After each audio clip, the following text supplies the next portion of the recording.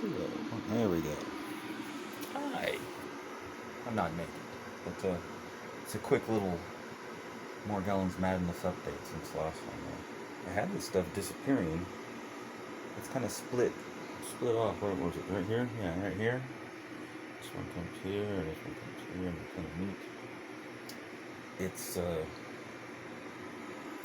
this one goes right through my fucking nipple. That's neato. I'm all speckled and down from like my hips, but not below my hips. So luckily the areas are clear, thank God. But even that seems a bit weird. And I equated it to the white and silver hairs because I think there's a white hair epidemic going on nationwide. There were never this many people that had silver and white hair historically, from my memory. I realized I was a lot younger, but yeah. No, my grandpa, I remember not having any gray hair until he was like, I'm gonna say 56, 57 years old before I saw any white and gray hairs on him, and then he was even much older before there was any significant amount. He's like 90 something now. He's white now. But I've seen people that are like in their late 20s with their kid at the park one day, and they both had white hair, both parents. I'm surprised the kid didn't have white hair, 6 years old. It's ridiculous. This, like when I first started noticing it, white hair, white and silver, I noticed with this patching and this weird line thing here that, runs all around me.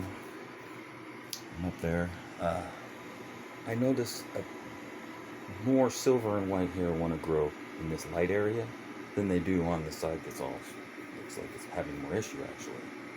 So I was wondering which side is the side that is infected or a fungus or whatever. It may be toxically loaded with nano that's becoming electrified by the 5G or what. Well, the silver white hair is still on this side more. And if you look at the line, it's this area, but it goes up my neck right here. And it goes up the sides of my neck. And like a few years ago, or several years ago, it's in one of my videos, Commando Solo one maybe. I don't know, you have to go back to like 2016, 2015.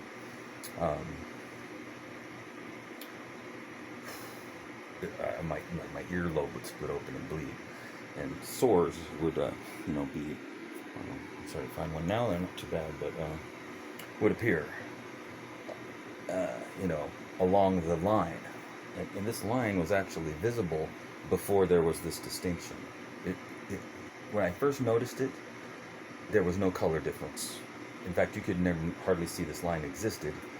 Where the place I first saw it was on my side down here. It looked like, if you looked at it at the right angle in the light, you could see a slight texture change, and make out that line due to the way the light shined on it. At the right angle, the light would shine a little different off my skin. You could kind of see the line there. It was like a dry skin line, and that's what I thought was just a line, but which actually came from what appeared to be I thought I'd scratched myself working on something, or my cat scratched me or something. It looked like a little scratch mark on my side. And then after about 6 months of it always being there, and like I can't scratch myself in the same spot every 5 days or something, so it's continuously there. And the scratch became part of the line when it became visible, and now it's progressed to whatever. Now I'm a lot healthier now, thanks to the heat. Thanks to that, and thanks to the torch and sizzling the shit off of me. The point being about the white hairs, though, white silver. This side is where the white silver wants to be, not so much this side. And this line that this area is contained in just happens to also contain my chin, my neck, and it goes up the back of my head. It goes right around my ear, which was, that was it from years ago video. My earlobe would just, the skin like peeled off of it and was just exposed. It wouldn't heal. It was just hurt. Like it felt like piranhas were chewing my ear off for about 4 months straight, and it wouldn't heal. And it was right after that when I took my first mud bath and got some relief. But it goes up, up my neck, goes along my jawline, contains my ear, and goes across the back of my head, somewhere up in here. Actually, it kind of skirts the hairline, or the was hairline, right? And then back down around the other side of the ear, and back down the other side of my neck. So this silver, the area of my face where silver and white hairs are growing out of, is also continuous with this area, where they tend to grow more than they do on this side. So whatever that's worth. Ever since I've been doing the heat and the torch and the grounding, my bulging veins are not quite as bulging. They don't bulge out near as often. They don't get near as big. My heart doesn't race nearly as often as it used to. My heart would just sit at 120 beats a minute for hours. I'm doing nothing. I'm just sitting there, and I can hardly function. I feel like dizzy and vertigo and no energy and inability to focus and concentrate on anything. Is why I had to close my motorcycle shop. I just couldn't do the work anymore physically. It's a full moon tonight. I noticed my veins are starting to do their little bulgy thing. My condition has been altering, coming and going with the feeling okay and not feeling okay. But this shit's weird, right? It goes right through my fucking nipple. What the fuck's up with that? Come on. Some bullshit. Oh, and another thing I noticed about it, where it is it tends to wrinkle. Like where you see the wrinkle on the top of my shoulder there, or the back of my neck. They go like that, little fat roll looking areas. That wrinkle, or you see people who got, like, you say they got bed head. The back of their hair is all just shut, at weird angles, and it's not straight. And it's from sleeping on it, right? Sleeping on it, and the hair gets all. I'm beginning to think that's not it.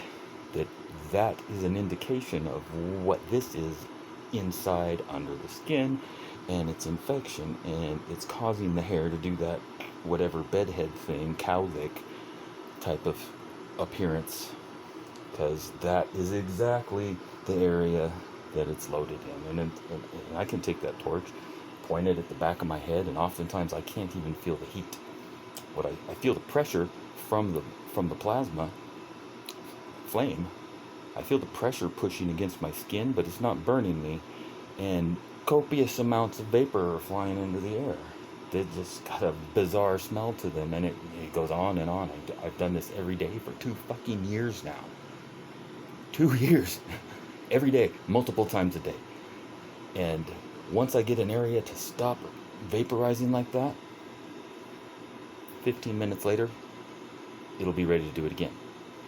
It's not as if a toxin is built up, and there's got to be a limit to how much of it can be in you. If it's a toxin, there's a finite area, there's a finite amount.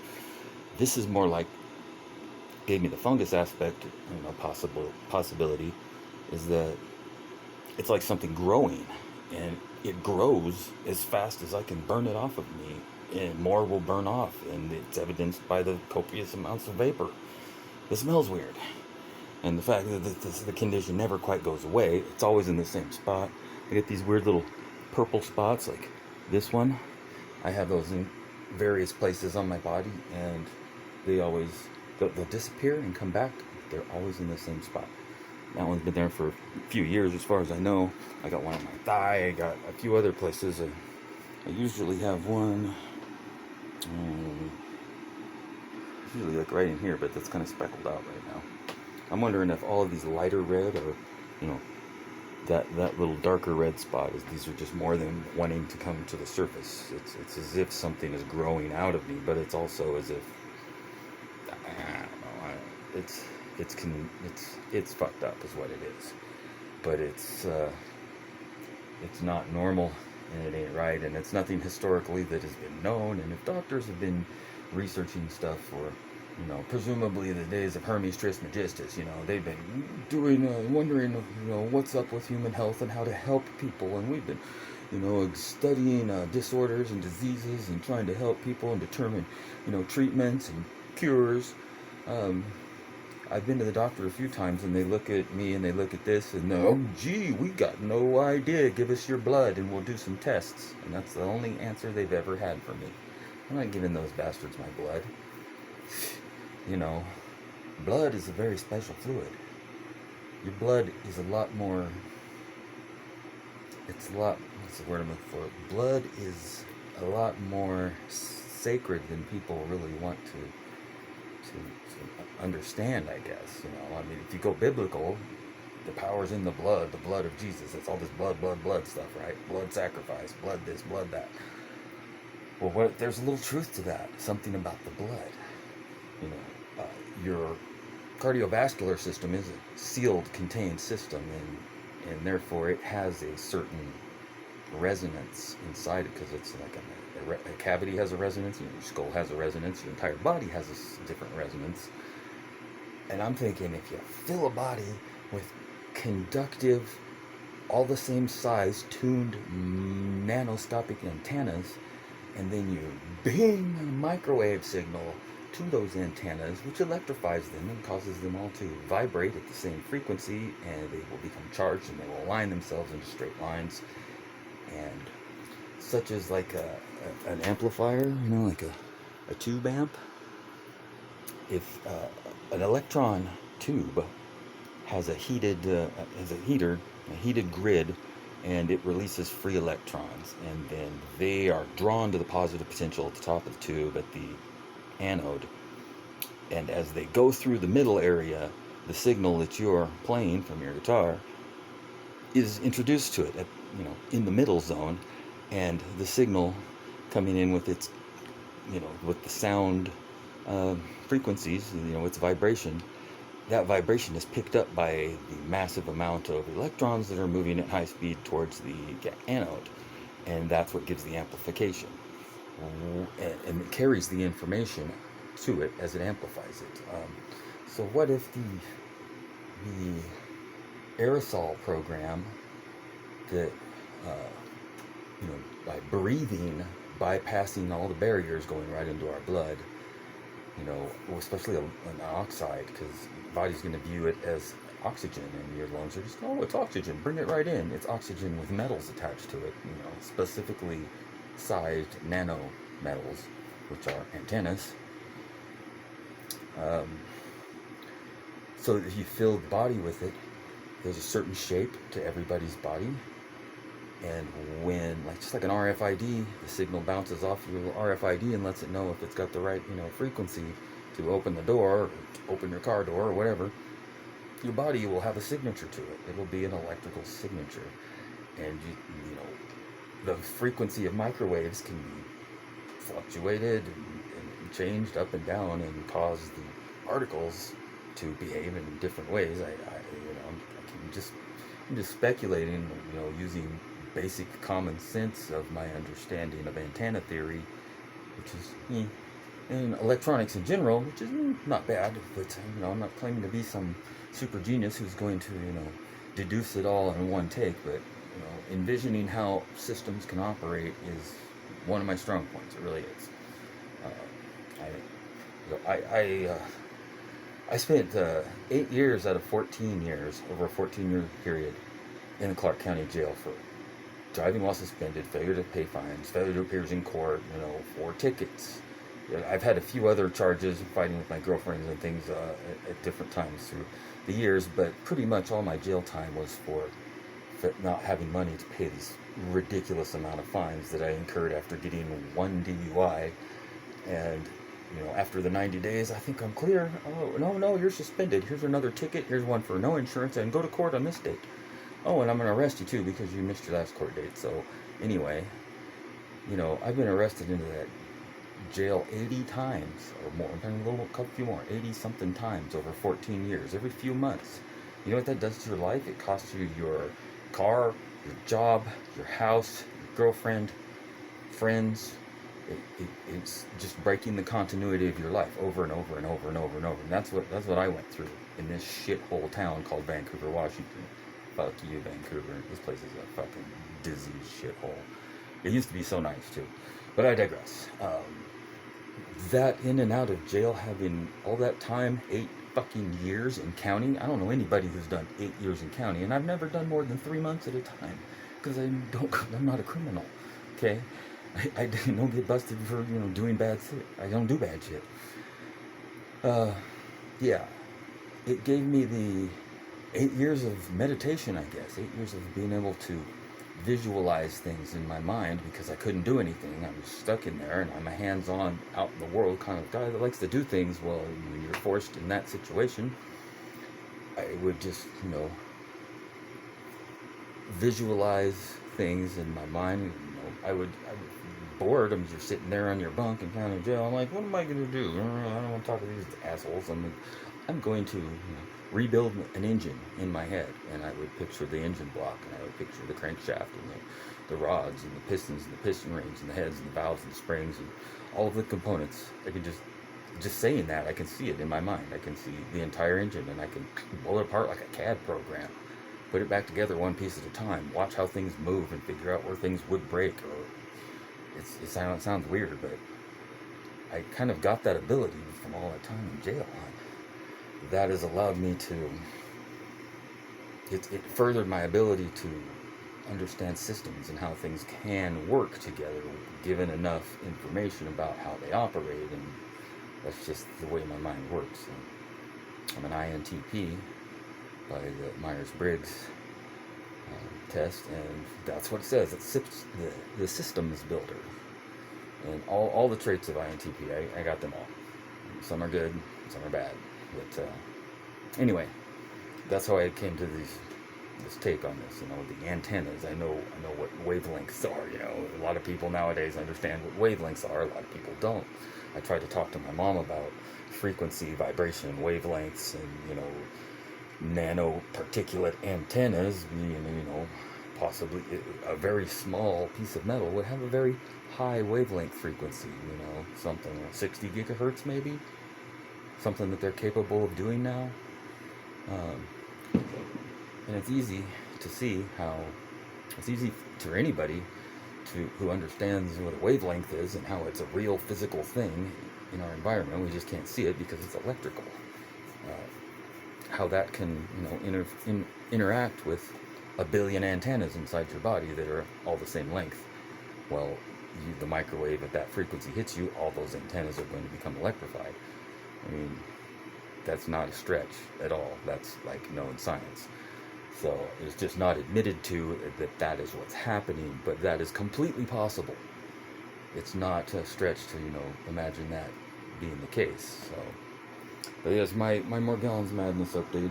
It's getting better, but it's still there, and it goes up here. It contains my medulla oblongata. It seems to be that the focus is right here, down to my ass.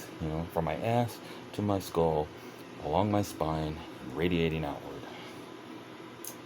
That probably just sounds like total craziness to people, but if you have Morgellons symptoms and you know a little bit about wavelengths and antennas, then that ought to make some sense. I don't know. I guess I'm done. I just wanted to do a quick little update on that and show the weirdness of the lines and the hair thing. Oh, one other aspect. I noticed from vaporizing the stuff off of me with flames or torches or whatever, I've been concentrating on my cheeks in this area because it's painful. It hurts. It feels like things crawling under your skin, and then painful. It's not necessarily in the skin where the pain is. The pain is like deep inside, in places. It feels like it's coming from my core, working its way out. But I started to notice that my feet and their issues were improving. My nails, the swollenness on my knuckles and stuff of my feet was getting better.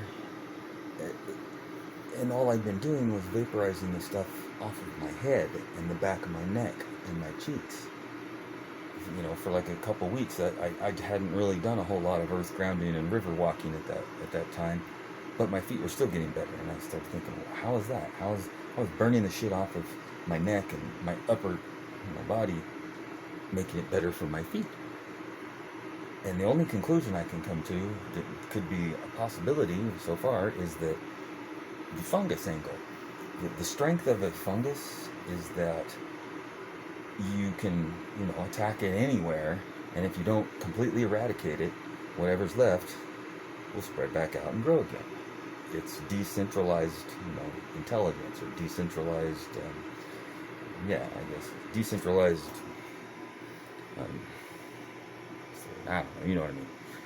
It's not a brain and a body, and then you can, shoot it in the head and the whole thing dies like a person. A fungus has the characteristic that if you don't completely get rid of it, it can grow back. It's a decentralized, center of where it knows to grow from. But the weakness of a fungus would be that because of that nature of it being decentralized, it could be that if you injure the fungus, a mushroom patch, whatever it is, if you damage it in one area, you weaken it in all areas because it's all one thing. It could really be something like that, like, and that's could be injuring the fungus, its strength, its overall, development by torching its fruiting body off of the surface of my skin as it extrudes through my pores. And doing so, I'm weakening the entire body of the fungus, and that's why how it affects my feet could be lessened by taking it off of my back of my neck, which is really where it seems to be. And your medulla oblongata is referred to as the mouth of God, and it's where your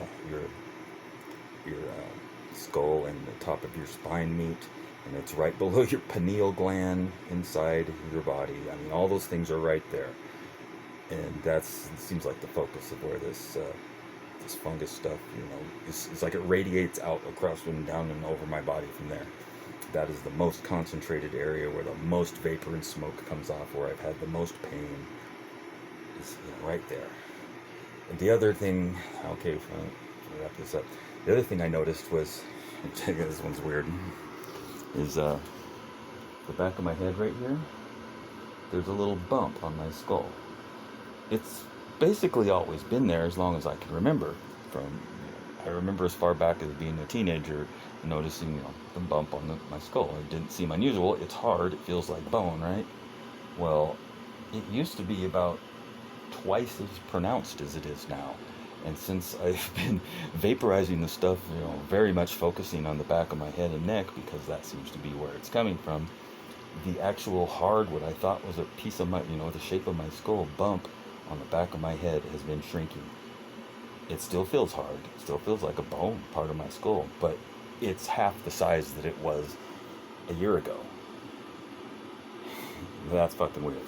And also the sore here on top of my head, which I realized at some point never healed. It would dry up and not really be visible, but there was always a bump I could feel there, and as the bump got bigger, it would start to go down a line like along my head. And it's still there.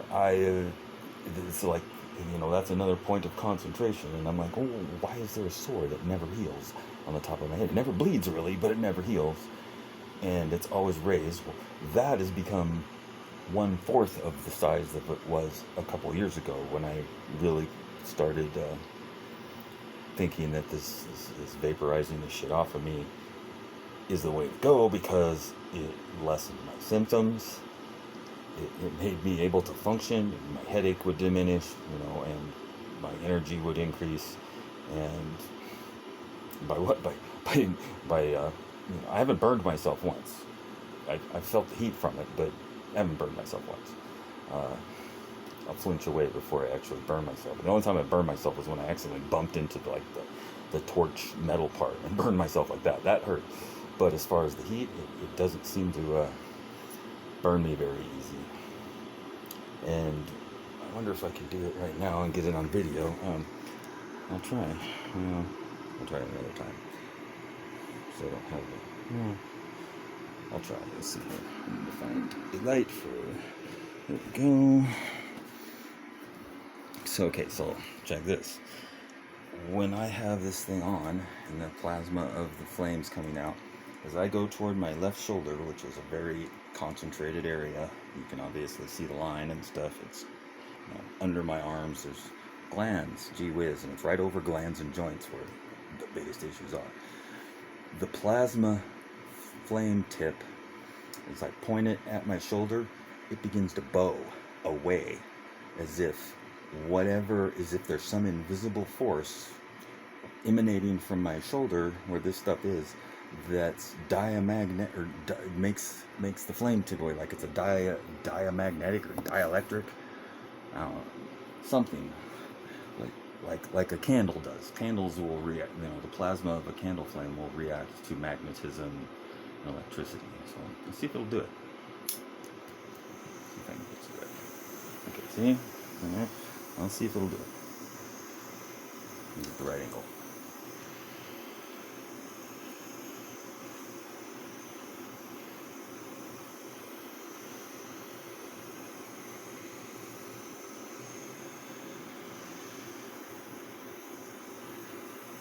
I don't know, I'm not noticing it right now, but I'm going to have to figure out exactly how to film that so that it's visible to be seen.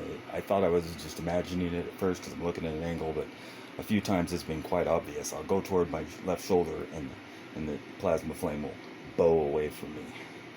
And it's kind of similar to how I can just wiggle my wrist or something near a candle, and the candle flame will move around in circles or wiggle back and forth at the exact same rate, like it's in locked step with my hand or something. Once I'm at a great enough distance away, it doesn't happen, but as I move closer, it begins to do it. And somebody commented on a video, oh, it's air pressure. I'm in a completely wide open area. It's not air pressure. And I got a video from about a year ago where I put a piece of clear plexiglass between me and the candle flame, and I was able to make it wiggle back and forth by moving my wrist from a distance through the plexiglass. I mean, just obviously it was that way. So I got this thing right here. Check it out just for a quick little demonstration of what I'm talking about. So, check it. No tricks, no tricks. Here's me. There's the flame. See him? It's really more of my wrist than my hand.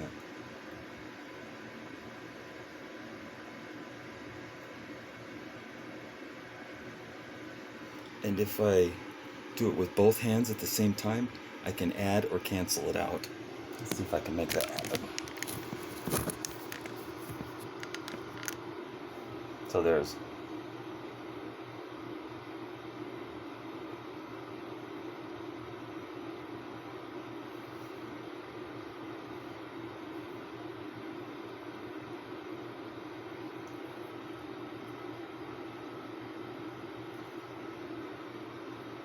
I can't remember exactly how I did. It's been a long time since I messed with this. But it's a thing. It's not air pressure. It's not. It's not. It's some sort of magnetic electric effect. And this is speculating, but if we're breathing all these particles in, and our immune system is going, oh, it's toxic, what do I do with it? It starts putting it in non-essential areas, away from your organs, as best it can, until you're saturated with it, and then it loads up your organs as well. But the plasma under my skin would be start to swell, my temples, my shoulders, my earlobe where it would bleed, my eyebrows where they would bleed, and with a translucent orangish red, looks kind of like blood but not blood. I started thinking, well, if these are nanoparticles by the trillions and they're in the plasma, then the plasma is kind of a liquid, and what you end up with is kind of the equal but opposite of a ferrofluid. A ferrofluid uses the iron or ferrous metal particles in a suspension, and by pulsing magnetic pulsing electricity and creating a magnetic pulse to it, you can cause the particles to stiffen up, to want to stick together, and you can use it in suspensions that way, like for vehicles or whatnot. There's a lot of things that can be done with ferrofluid. I started thinking, well, this is similar to ferrofluid. There's a zillion particles that are electrically, you can electrify with microwaves, pulsed, even pulsed DC maybe. then there's a ferrofluid inside your body, and cerebrospinal fluid, and in the plasma under your skin is basically an electrically sensitive ferrofluid. So that would be an electrofluid. I don't know exactly what you'd call that, but by using pulsed electrical, microwaves, you could vibrate those particles and affect that fluid, cause it to stiffen up or to soften or to whatever, impose its frequency of vibration into your nervous system, which is, electromagnetic. There's a copper sheathing around your nerves, your nervous system. Copper, like when you drop the magnet down a copper tube and it goes real slow, because it's creating eddy currents in the copper, and then basically those currents short themselves out because there's nowhere for them to go. They're inside the copper, and that creates a drag on the magnet and slows it down as it falls, because it's the electricity it's making as it moves past the copper is shorted out, and then that feeds back to the magnet, I guess, and drags on it. So the copper is a shielding agent. It keeps stray signals from the environment from getting into your nerves and causing you to have nerve problems. There's some interaction there. There's something to do with the copper. Are they trying to rewire our nervous system into a electrical nervous system instead of a magnetic nervous system? Because human bodies are, before we get loaded with toxins, are not terribly conductive. If you had a beam, directed energy weapon device, say, using microwaves, and it shot, electricity, basically in the microwave form, at somebody, like a phaser kind of thing, if they're not electrically conductive, it's not going to do much to them. It'll go right through them. You're like, hey, whatever, bap, But if you have a body that's completely filled to the nines with conductive electrical particles, antennas of all the same size, when you shoot that microwave beam at them, it has a target, it has somewhere to go, because the body is now highly conductive, and the graphene is said to be a superconductor, highly conductive. So, is this to set up the human race so that they can be affected by directed energy weapons? Because wouldn't it be nice for the evil powers that be to not have to, send bullets and bombs and all this extra stuff for ammunition and those type of weaponry, when they can just control the people with some high-powered antennas? Think about it. If you couldn't be, without the metals in you, you're non-conductive, so they can beam electricity at you, and it's not really going to do anything. But if you're filled with conductive metals, then that electricity from the microwaves can be focused on you and into you and disrupt your body. That's just pretty fucking obvious if you ask me. So anyway, that's my Morgellons update. I'm watching Quantum of Conscience. Matt's uploads consistently that he does on these different topics of, conspiracy theory.